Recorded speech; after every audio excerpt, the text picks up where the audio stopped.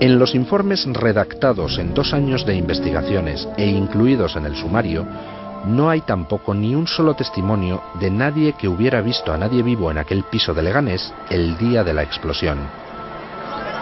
Ni los policías que rodeaban la casa, ni los vecinos, ni los miembros del GEO pudieron ver a nadie aquel sábado 3 de abril en ese inmueble.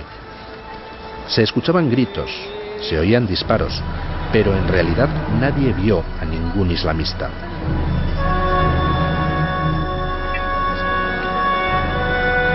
En toda muerte violenta, y en estas especialmente, es fundamental establecer la causa del fallecimiento mediante la correspondiente autopsia.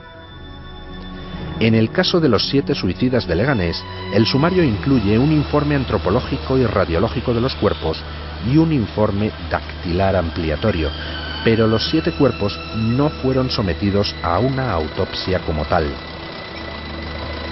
Es más, el sumario recoge que se intentó impedir que la policía científica tomara muestras de los cadáveres, a pesar de las órdenes del juzgado. La policía científica solo pudo acceder a los cuerpos 7 horas después de que estos llegaran al Instituto Anatómico Forense, donde estaba al mando el forense que el PSOE llevó a declarar a la Comisión 11M. El sumario recoge la queja enviada al juez por parte de la policía científica.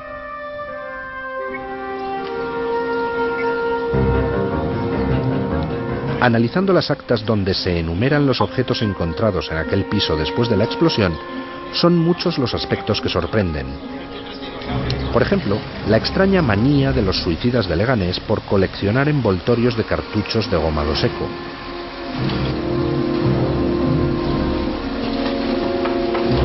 En el piso de Leganés aparecieron 588 fajas de cartuchos. Eso significa unos 90 kilogramos de explosivos. ¿Para qué se iban a llevar los terroristas desde Morata de Tajuña, donde supuestamente se montaron las bombas, esas fajas de los explosivos? Son muchos los detalles con los que se ha tratado de convencer a la opinión pública de que Leganés fue un acto suicida. Por ejemplo, se difundió que había aparecido una carta de despedida escrita por uno de esos presuntos suicidas a su familia en Marruecos. Sin embargo, esa carta resultó ser una falsificación, donde alguien había añadido a un documento escrito en árabe una firma falsa del suicida en caracteres latinos.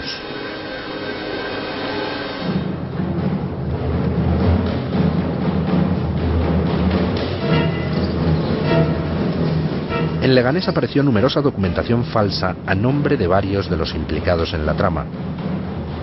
Esa documentación fue utilizada por la policía para dar más solidez a la versión oficial, al permitir establecer relaciones entre unos implicados y otros. Sin embargo, al analizar esos documentos nos encontramos con que alguno de ellos parece parcialmente quemado a propósito para tratar de aparentar que había resultado dañado por la explosión del piso. Todos estos indicios nos llevan a pensar que las cosas en Leganés no transcurrieron de la forma en que se describen en los informes policiales. El sábado 3 de abril, el mismo día de la explosión del piso, se recibió en el periódico ABC un fax manuscrito en árabe donde unas supuestas brigadas de la muerte lanzaban un ultimátum al futuro gobierno de Zapatero, dándole de plazo hasta el mediodía del domingo 4 de abril para retirar sus tropas de Irak y Afganistán. Los informes policiales decían que ese fax había sido enviado por los suicidas de Leganés, pero el fax fue recibido en el periódico ABC a las 6:05 de la tarde, cuando los presuntos terroristas llevaban ya unas horas rodeados por la policía en un piso donde no había fax. Alguien envió ese fax haciéndose pasar por los presuntos suicidas. La policía hubiera podido averiguar fácilmente desde qué teléfono se había enviado ese fax al ABC, sin más que preguntar a la compañía telefónica. Sin embargo, sorprendentemente, la policía no solicitó el listado de llamadas del periódico ABC hasta un año después de los atentados, y solo después de que el juez del Olmo se interesara por el tema. Para entonces, la respuesta de la compañía telefónica fue que esos datos ya habían sido destruidos. Además, aquella tarde del sábado 3 de abril, los presuntos terroristas no enviaron un solo fax, sino dos.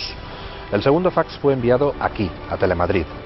La persona que se hacía pasar por esos terroristas llegó incluso a hacer dos llamadas a las 6 y a las 7:30 de la tarde a la centralita de Telemadrid para preguntar si se había recibido el documento, pero el fax había llegado en blanco.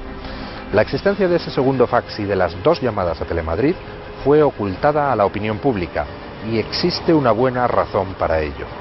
Porque en este caso, la policía sí que pudo determinar desde dónde estaba llamando esa persona que se hacía pasar por los presuntos suicidas.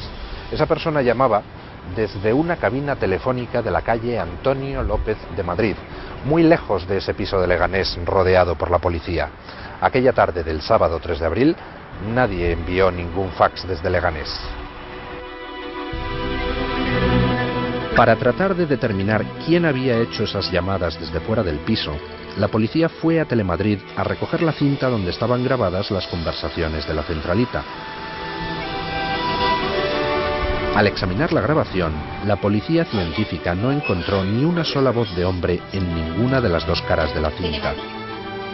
¿Cómo es posible que no figure esa conversación en las cintas? ¿O es que alguien la borró? Todavía nos quedan otros datos para terminar de confirmar que todo lo ocurrido en Leganés no encaja.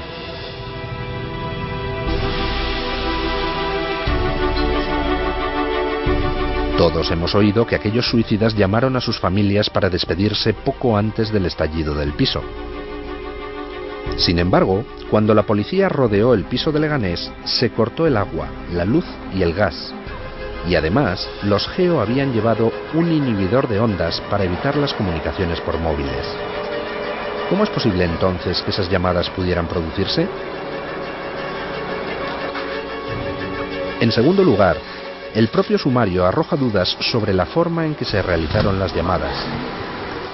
Teniendo varios teléfonos móviles y tarjetas a su disposición, los suicidas efectuaron un total de 23 llamadas sucesivas desde 3 móviles distintos.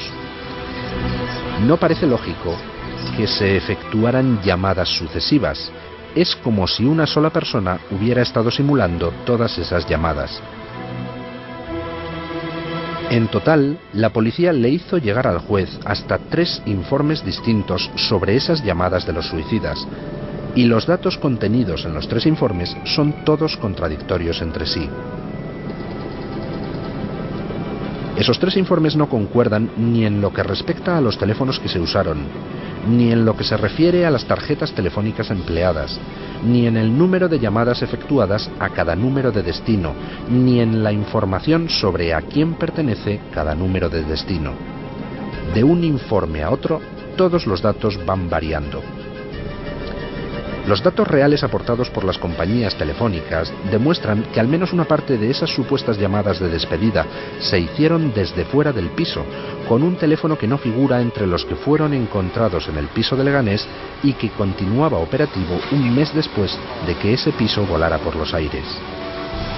Alguien, desde fuera del piso de Leganés, haciéndose pasar por esos presuntos suicidas, se dedicó aquella tarde a enviar faxes amenazadores al periódico ABC y a Telemadrid y a efectuar una serie de falsas llamadas de despedida a Marruecos y a Inglaterra.